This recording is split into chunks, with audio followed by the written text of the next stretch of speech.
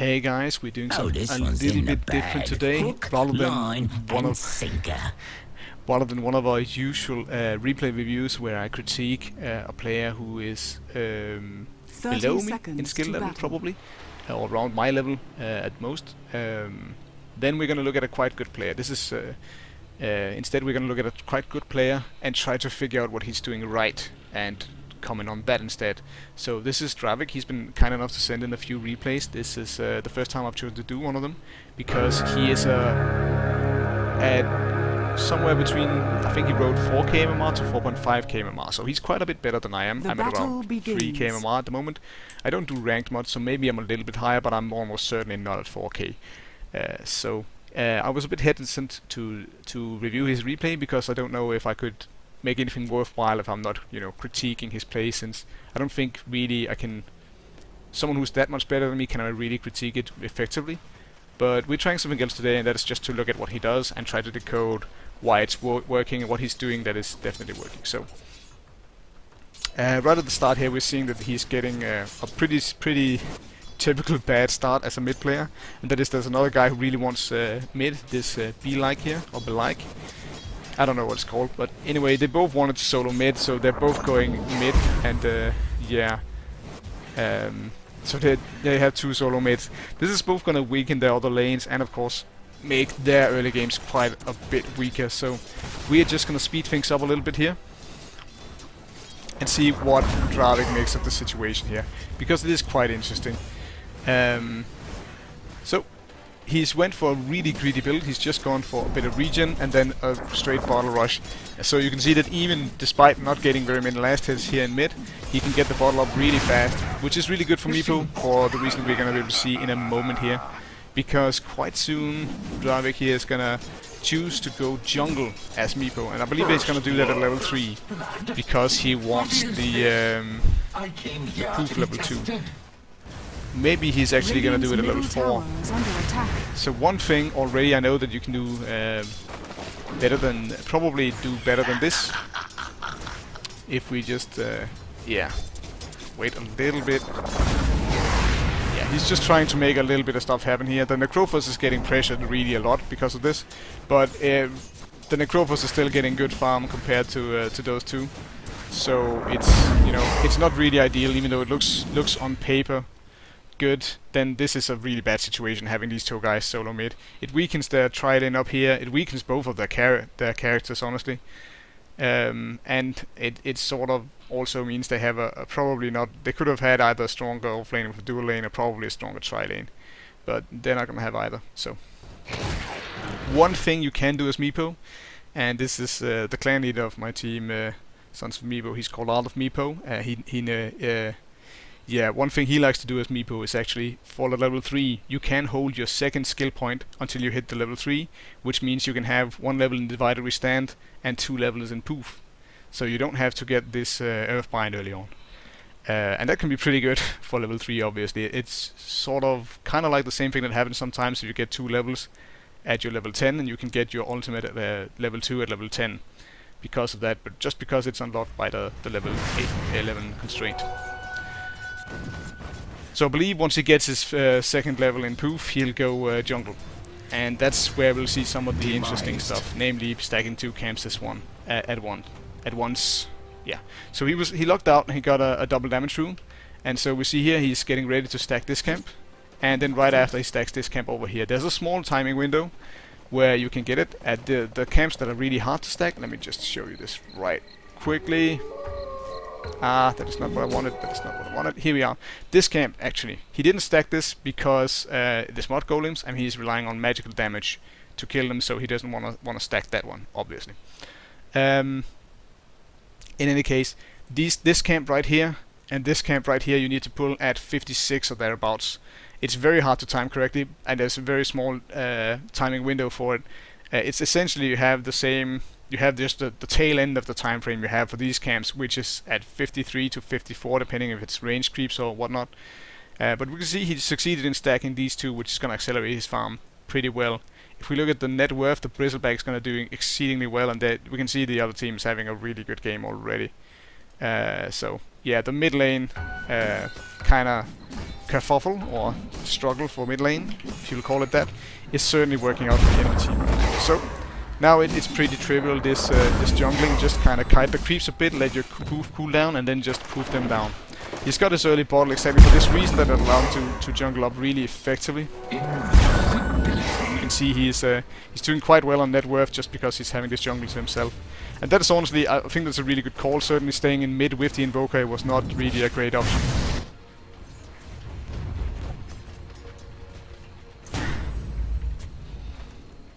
So now it's just a bit of waiting. Tower is under attack. See, he stacks the camp. Of course, since this camp, you have to stack this as 56, so we can stack this as 53, switch over to the other Meepo and stack it at 56 and get both the stacks off. It's very important that you get these stacks off of Meepo, at least in one camp, if you're a lower level player, because it just accelerates your farming that much more. Mainly because you can use your poof on a double stack instead of a single stack. Look at the damage on that poof, it's insane. So despite just being a jungler, he's actually leading for his team in net worth, which is quite good, especially since they haven't taken, or they have taken some losses, but not super many losses. Let's see. Yeah, so the Phoenix has died twice, and now the Lifestealer just died. So that's actually pretty bad. The Lifestealer dying is quite bad of his team. Of course, he is the hard carry, and they actually just massacred the top lane. Tower is under attack. So that's quite bad. Oh, there was one thing I forgot to remark on right here. So, see here? What he's doing right here, and I think I need to free cam this. One thing with Meepo, he is quite hard to keep track of. So what he's doing here is he's taking a Meepo, he's heading it home to base, and in fact he's taking the main Meepo. This is important because of the bottle. He's taking the main Meepo home, letting it get bottle charges, and then poofing it out. So it can heal up, and you can have the bottle charge and give it to the other Meepo. Very important, very good. Because it increases his farm time. You can also see the first item he's going for is the Boots of Travel, which is a very good farming item for Meepo, and also pretty good for actually ganking, because that movement speed is just really good. Here we see again he's gonna end up with a... he could have stacked this camp down here, but he ends up not wanting to because he has to clear it manually, because the proof damage doesn't... it's magical, so it doesn't do anything to the mod golems.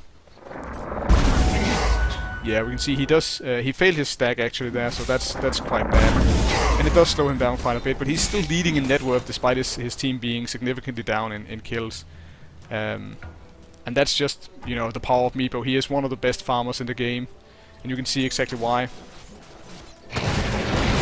Go.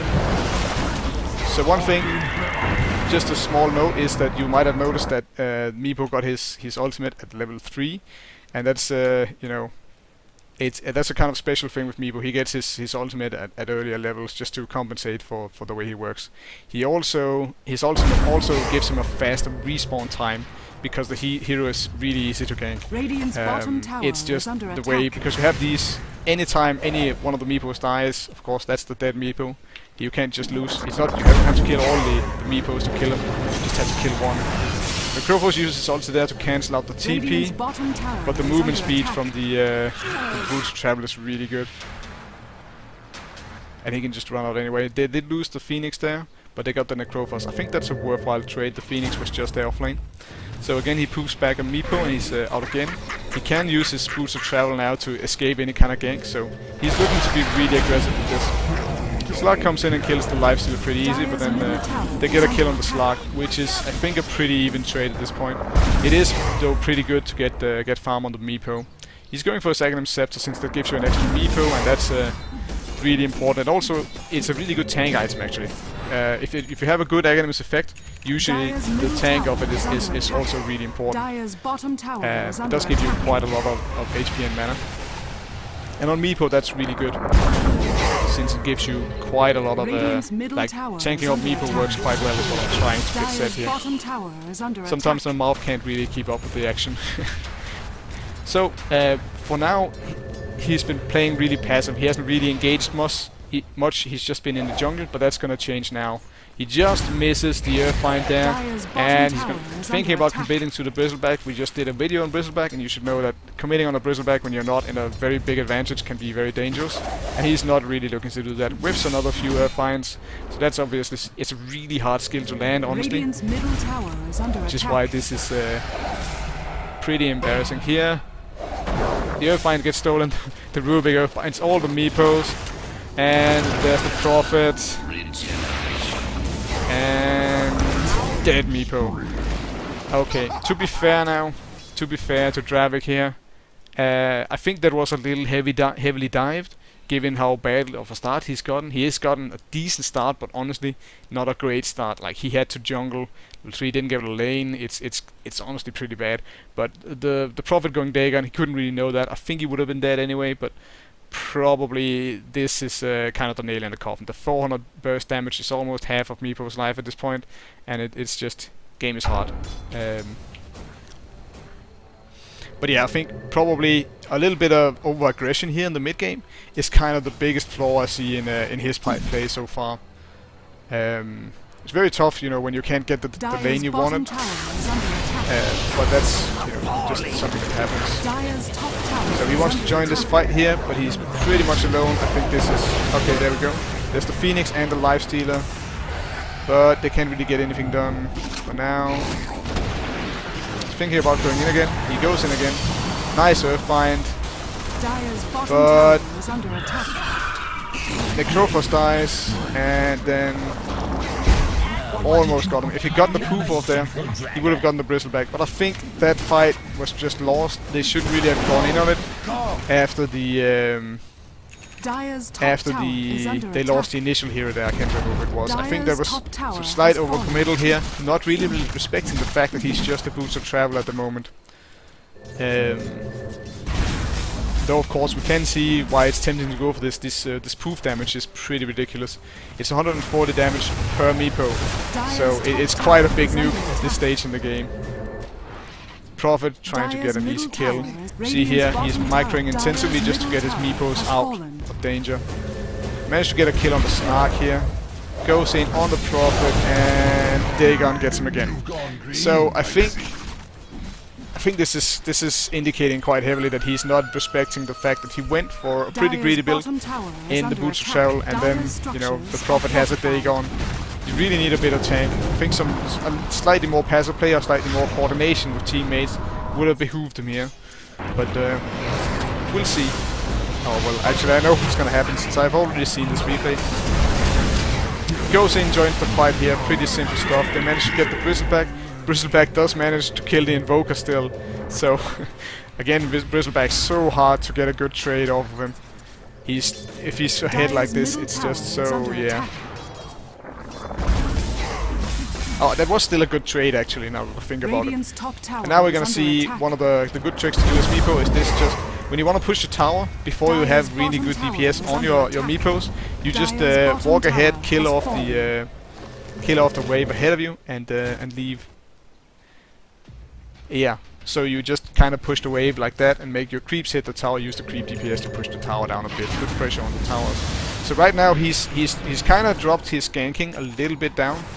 Now he's going really hard on this Rubik again, and again he dies. So this aggression, this trying to go for these ganks, it's just not paying off for the Meepo. The Phoenix managed to get a pick off on the Prophet, so that's obviously really good. But the Meepo just died for nothing right before there. Bottom tower is under attack. He's still doing pretty decent on the net worth. Yeah, he's about middle of the pack. I think with 4 deaths already, that's about the best you can hope for. He is being a little bitch, but we try to ignore that. And you know, yeah, I tried to mute that out honestly, but I can't really seem to figure out how to do that. I was led to believe that was possible, but we're just gonna have to deal with it for now. Still, I think this game is worth it. It has some really good stuff to show. We go. So now he's pretty much just kind of in split push mode. This ganking really isn't working out for him, and rather than staying with a bad deal, he's just kind of accepting that and going for just some push and hoping to be able to distract the enemies long enough and to just be able to either force them back or force a trade with towers. Radiant's But that's generally what you Dire's do middle when you split tower push. has fallen. Whether you're doing it with a Weaver or a Nature's Prophet or this Meepo or whoever you're doing it with. Yeah. Radiant's Bit of top smack tower talk. is under attack. There we Radiant's go. Top tower has dies. fallen. And that's the Academics for Meepo. Of course, the Academics does give Meepo an additional Meepo and increases the shared attribute. So very, very good for Meepo, and also of course it does give you some nice attributes, which just does give you a little bit more tank, which is really necessary. So we can see this Dagon has just been hell on this Meepo so far. Go. He proofs over to these guys. Maybe it would have been better just to walk over, kill those, or maybe proof, or just walk over to another camp and proof into that, since it would be killed easier like that. But we can see, despite even having died 4 times, this Meepo is still leading Convene very, very comfortably in last hits. Which I think a lot of you low-level players, one of the hallmarks of low-level players in my mind is that they kinda underestimate how much farm does in a game. And I think this is a very good showcase of how much exactly farm does for you. And of course it doesn't hurt to be able to just burst down these treants. So now there's a gank coming for him. He's busy talking, the Slug jumps up, there's the Nature's Prophet, and the Dagon again killing off the Meepo. So the plus side of this is that he did distract him for a bit. They aren't being pressured on any of their towers. Hopefully some of their other heroes can get some farm. Yeah, that fight looks lost. Meepo has no interest, or Dravic's no interest in joining up in it. He's just gonna go down here and continue the split push. And I agree with that. I think that's a really good decision. And he is, you know, he is farming farming up a storm. He's basically pushing out both of these, the top lane and the bottom lane, while the enemies are pushing in mid. If his team can just defend for a little bit, he has a very, very good shot at just pushing in one of these towers very fast. Now he's just jungling up for a little bit. Looks like he thought he got spotted, and he was probably right. The Stark was going for him there, so probably a ward here, about, I would say. In fact, we can just check that for a wee second. Yes, exactly. Wards right here, here, and here. They have the jungle very heavily covered. So he was right. He got spotted, and you know he managed to. He did the right thing and just TP'd out. Probably he saw that they had heroes here in mid, and that it was a very risky move trying to farm here right at that second. It's actually much safer to be on their bot lane at the moment, which is a little bit funny, but you know it's also absolutely correct. Goes. Pushing out all these lanes, very good stuff. And now that he is at 1500 HP, he can tank up the Dagon much, much better. Here we see him just narrowly there with a few hundred HP, escaping that gank. A lot of heroes went for him there. And that's, you know, one of the forces of this split push, one of the reasons why Alliance was so successful with it previously. It's just that, you know, they had to dedicate so much time to this Meepo that it's just creating too much space. Like, they just cannot afford to be going back, trying to gank this Meepo and not pushing the high ground. Because this Meepo is getting fatter all the while. Here the Nature's Prophet finds himself in a bit of a conundrum. Slark finds himself in a bit of a hard spot. And boom. So despite, you know, having died 5 times, the rate of farm on this Meepo is just crushing. And you know, the fact that they haven't been able to deal with it, he's up there, he's basically leading this game right now, since it's a lot more valuable to get farm on a Meepo than it is on a Nature's Prophet, I think.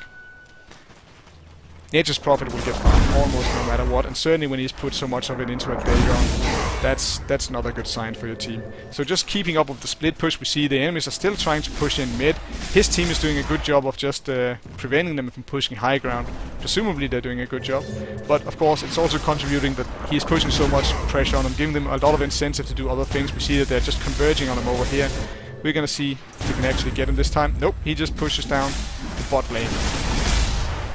And this is exactly how you don't deal with a split pushing hero. You need a very good ganker for that, and I think the Nature's Prophet should just have gone for a less short-sighted solution. If he'd gone for a sheep stick, the Meepo would have been a lot easier to deal with, as the Nature's Prophet would actually have a reliable way of dealing with it. And it's only when he goes for this kill here, and he does get it, at that he, you know, he ends up dying. So that might have been a bit of miss micro. If you look at his comments, that is what he's saying. But I want to take just a moment to address his choice of next item here. So he goes for an Ethereal Blade. This is not the standard on Meepo, but it makes a lot of sense, honestly. Ethereal Blade is good for two things. It gives you a ton of agility, and it increases your nuke damage. Two things which Meepo is really happy about. Getting stats is very good on Meepo, and you know, his poof is a fantastic nuke, as we've seen over and over again. So it allowed him to get a very easy kill on the Nature's Prophet here, despite, you know, the enemy team was there, so he died. But if they hadn't been there, that would have been a pretty easy kill, and he could have just gotten out. And still, he did distract him for a while, so it's not a total loss. And just killing the Nature's Prophet at this point is pretty good. So this item purchase makes a lot of sense. The next item he's going to be going for, I believe, is a Mana Style, which also makes a lot of sense. The nuke part of the Ethereal Blade is of course based on the nuke damage you take as from the Ethereal Blade is 75 plus twice your primary attribute. And of course the primary attribute for Meepo is agility, and you do get 40 agility from the Ethereal Blade. He's well above 100, so this is already about a 300 damage nuke, probably a bit more, probably 350 damage nuke. In addition to adding 40% to his poof damage, I think he's got 5 Meepos now. Oh, I should actually check that. So yeah, he's got 5 Meepos. So 5 times 140, that's 500 plus. So that's 700 plus 40%. It's about 1,000 damage in nukes he can dish out now, and that's obviously really significant. And it'll only increase as he increases in agility. So he's already back in action. Of course, being a Meepo, he has naturally got a very low respawn time. And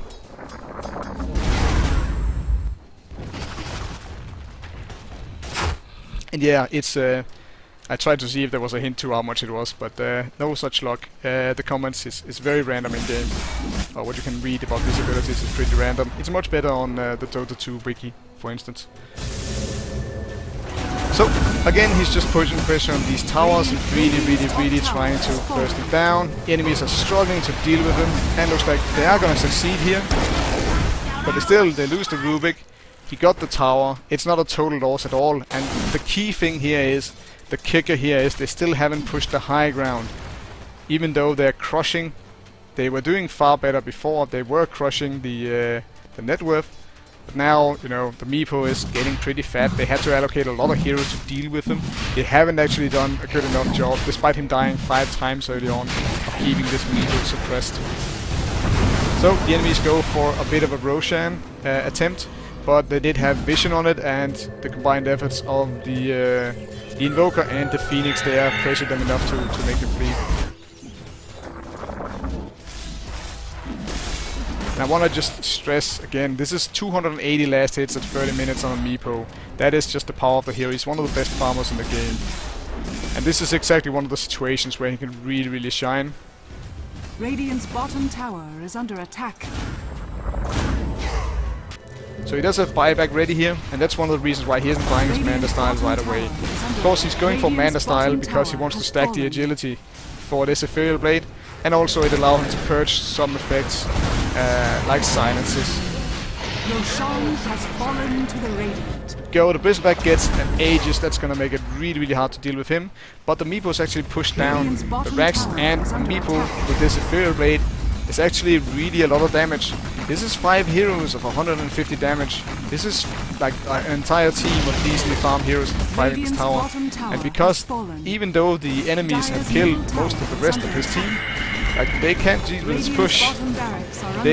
So despite them winning the fight here, they're the ones that get raxed just because of the damage output of the Meepo.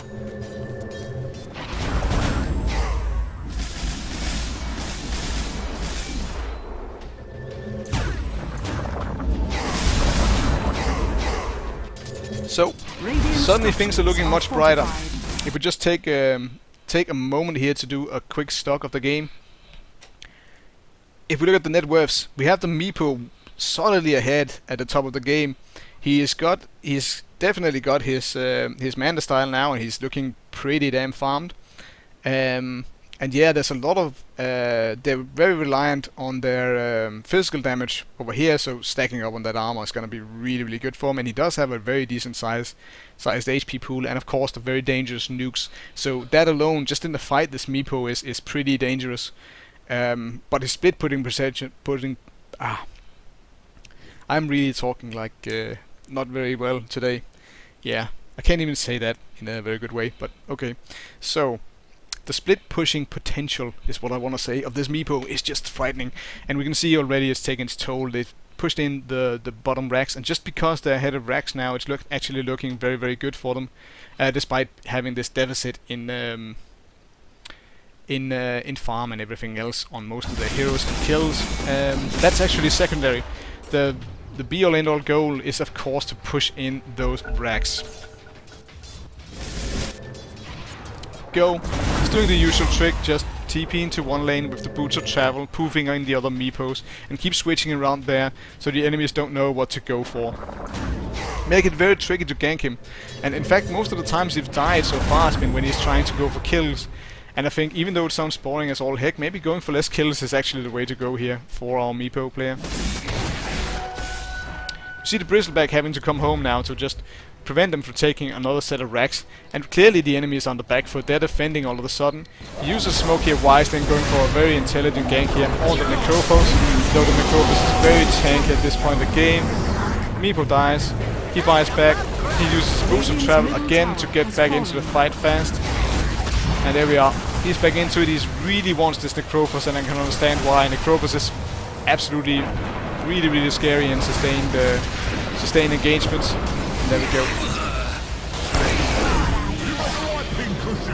I don't know who used that tornado effect on the slug, but they did give him quite a bit of a break.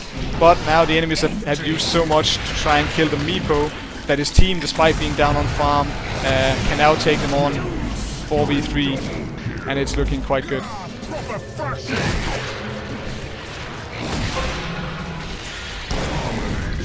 Go. That's the Aegis. So, Aegis down, and they did kill 2.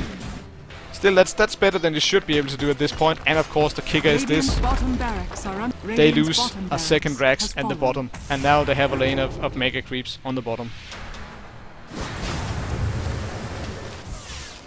And yeah, that's so even despite winning the fight, just because the fight took so long, they just lost another Rax because of it, and they're completely unable to push a Rax before the Meepo's back in action. And they'll only have a few seconds before it's just a 5-on-5 fight again. And that's really just what's keeping them in this game, is that the enemy's totally unable to push. So to me, what the enemies could really do here is this Nature's Prophet. His item build this game, I think, has been pretty abhorrent.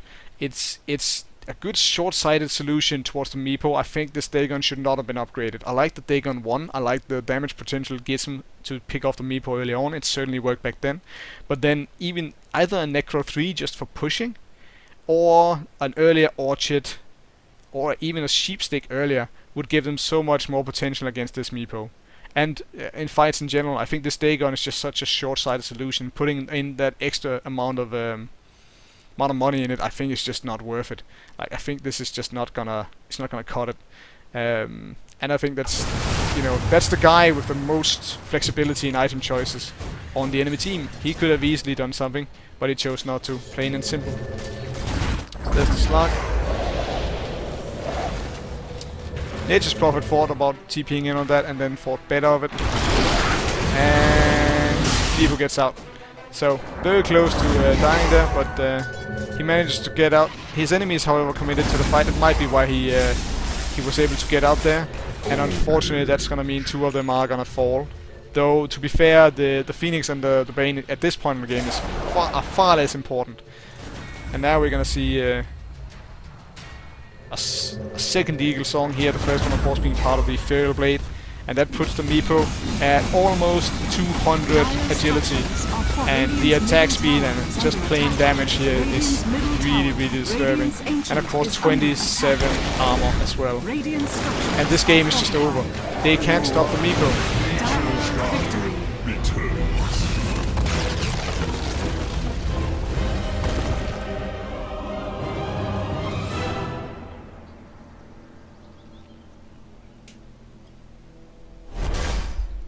a bit of lulling over that result, and honestly I can understand it. Very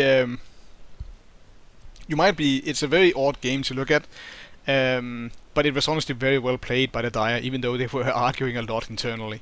And even the Meepo here, our player Dravic, being quite mad at the Invoker and the Lifestealer.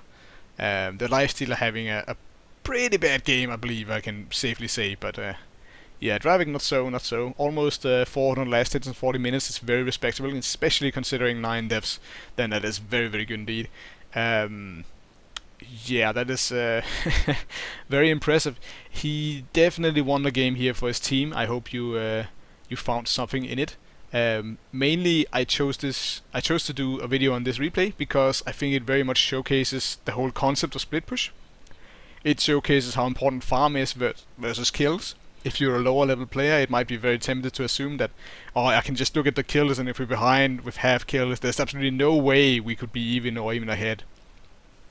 But there are very much other factors, namely in terms of the enemy's ability to push, because the ability to push is the ability to finish the game, and if you can't push, then you are eventually probably gonna be behind, unless you can work your way up to a point where you can push. And the enemy certainly had that opportunity. I talked a little bit about, I think, a fault in this Nature's Prophets build, and I think there was certainly heroes on the enemy team that could have had much better items, especially Slark.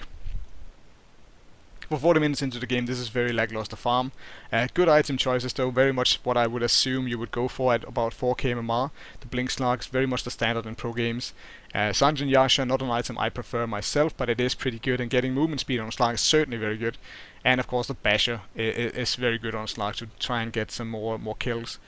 But yeah, I think they should just have been more effective picking up this Meepo, and I think the Dagon on the Nature's Prophet was not it. On the other hand, very good of Dravic to recognize that his tactic is trying to gank there in the middle game was not working out for him. Very good not giving up completely because he didn't get the lane he wanted and because his team was working against him in a lot of ways, and kind of throwing the game, honestly, kind of just not throwing the game, that's the wrong term to use, but losing the game pretty hard there in the early game. So kudos to Dravic for a well played game, a little bit more bad mana than I had would have preferred, but I hope you got something out of it anyway. And if you did enjoy it, consider subscribing and consider liking the video. As always, instructions for sending in replays will be in the description for this video. My name is Ben Cerebellum, and I'm out.